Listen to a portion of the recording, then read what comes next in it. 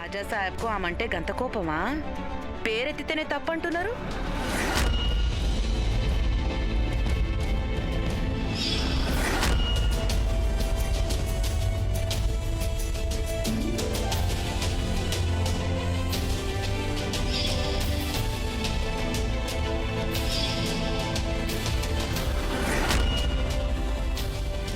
ఏమైంది రాజా సాహెబ్?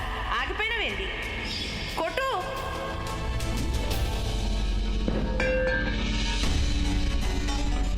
మేం వారం రోజుల దాకా వేచి ఉండలేం. ఆ సేవకురాలు ఇప్పుడే ఈ మహల్లో నుంచి వెళ్ళిపోవాలి. సావిత్రి, సావిత్రి! ఏం కావాలి ప్రభు? సావిత్రి ఎక్కడ? ఇప్పుడు మహల్లో ఉన్న నౌకర్లంతా ఎక్కడున్నారు? ప్రభు, నౌకర్లందరూ వంటింట్లో అన్నం తింటున్నారు. మీరు నాకు చెప్పండి, ఏదైనా పని ఉంటే.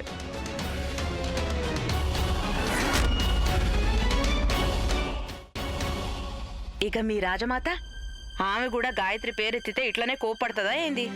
చూడు, నువ్వు ఒక సేవకురాలివి. పెద్దంటి విషయాల్లో తలదూర్చుకో.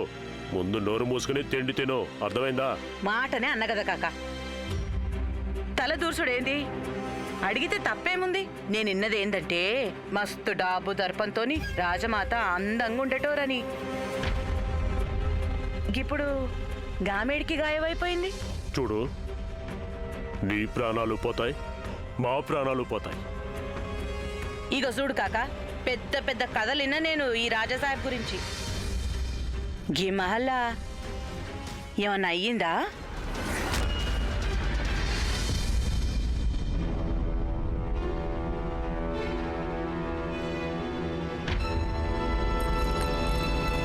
నీకు రాజుగారిని గౌరవించాలని తెలీదా?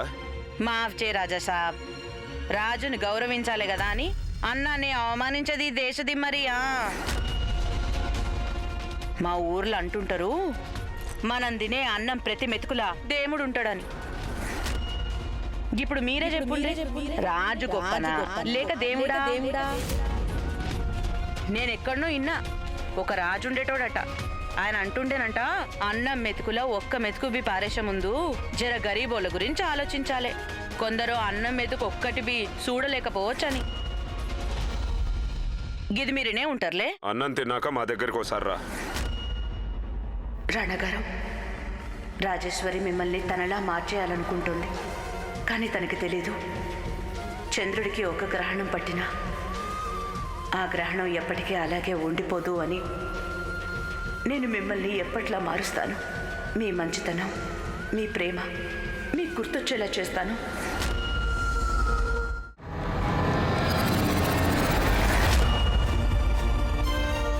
మా దగ్గర ఒక మాట అంటుంటారు, మనిషికొచ్చిన కష్టం ఎంత పెద్దదైనా కానీ ప్రేమ ముందు చిత్తు కావాల్సిందే.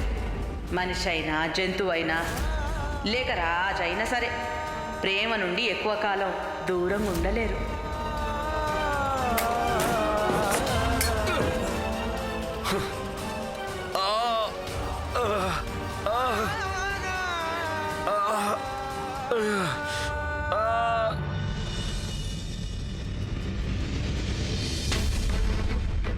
రాణిగారు, రాణిగారు, ఏంటి మీరు చేస్తున్న పని? మీ ఒంట్లో అసలు బలమే లేదు, అది మీకు తెలుసు కదా. ఆ వైద్యులు ఏమన్నారు? మిమ్మల్ని లేవనే లేవద్దన్నారు. కానీ మీరేమి ఇక్కడ ఆ పిచ్చిగొర్రాన్ని లొంగ తీసుకుంటున్నారు. లక్ష్మణ్, రాణాగారి మనసులోకి తిరిగి ప్రవేశించడానికి నేను ఎంతటి సుడిగుండాన్నైనా లొంగ తీసుకుంటాను. ఇది కేవలం ఒక వెర్రి గుర్రం అంతే. మరి ఈ బాధ రాణాగారిని కోల్పోయానన్న బాధ ముందు ఈ బాధ ఏ పాటిది లక్ష్మణ్?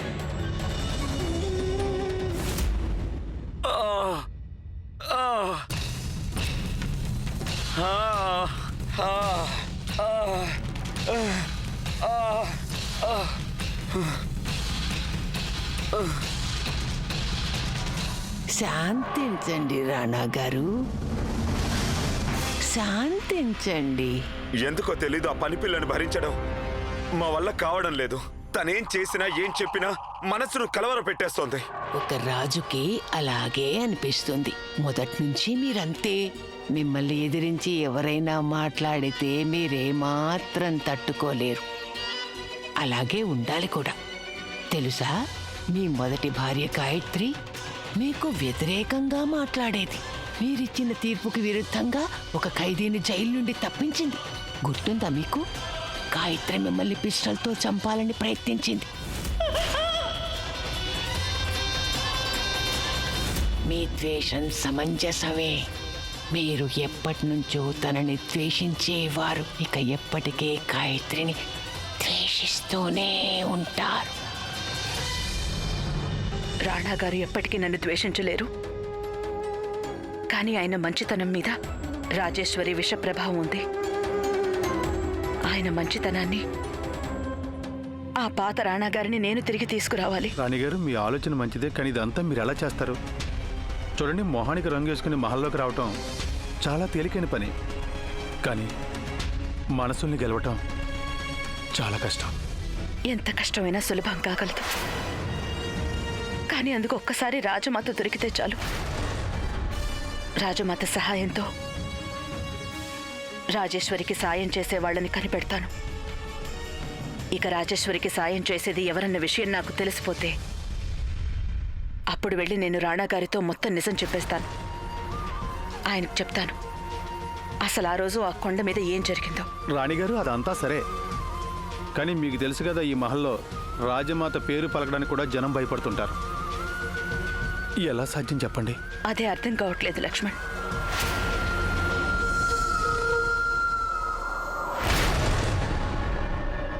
ఒక్క వ్యక్తి ఉన్నారు. బహుశా రాజమాత ఎక్కడున్నారో ఆ వ్యక్తి చెప్పగలరేమో. నేను ఇప్పుడే వస్తాను.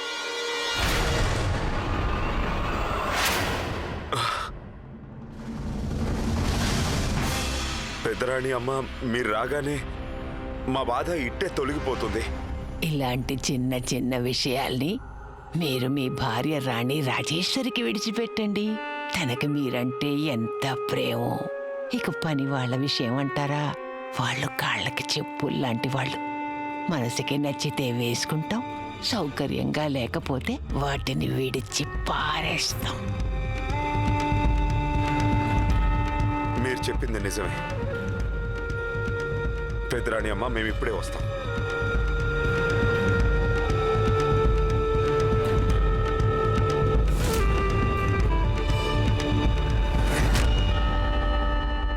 ఇక చూడు కాక, రాజమాత ఏడున్నారు. ఏమైనా విషయం తెలుసా నీకు? నువ్వు ఏం మాట్లాడుతున్నావో నాకు అసలు ఏమీ అర్థం కావడం లేదు. అరే వా కాక, మొన్న నేను అడుగుతుంటే గప్పుడే రాజసాహెబ్ వచ్చిండ్రు. గప్పుడు కప్పలెక్క నోరు తెరిచి ఏదేదో చెప్పబోతివి. మరి గిప్పుడేంది ఏదో పెళ్లి కూతురు లెక్క సిగ్గుపడుతున్నావు? చూడు, నువ్వు సమయాన్ని వృధా చేసుకుంటున్నావు. పనిపిల్లవి పనిపిల్లలా ఉండు. ఆరాలు తీయాలనుకుంటే చచ్చిపోతావు. గుర్తుంచుకో.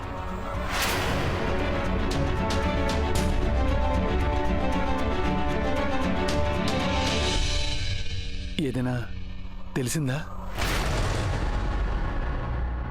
మరి ఇప్పుడు ఏం చేద్దాం? రాజమాతని కనిపెట్టడానికి ఏదో ఒక మార్గం ఉండే ఉంటుంది. చూడండి, నాకు మార్గం తెలుసు. రాకుమారి స్వర్ణలేఖ. వద్దు లక్ష్మణ్, ఈ క్షణం నేనెవరన్న విషయం ఈ మహల్లో ఎవరికీ చెప్పలేను. స్వర్ణకు కూడా వద్దు. పోనీ మీకు ఈ మహల్లో ఎవరి మీద అనుమానం ఉందా? మేమిక్కడికి మీతో చేతులు కలిపేందుకు వచ్చాం. ఆడపిల్లని తన పుట్టింటి నుండి అత్తారింటికి ఒంటరిగా తీసుకురారు. తనతో పాటు తన బాధ్యతని కూడా తెచ్చుకుంటారు. గాయత్రి మీ బాధ్యత. అది ఒకప్పటి మాట.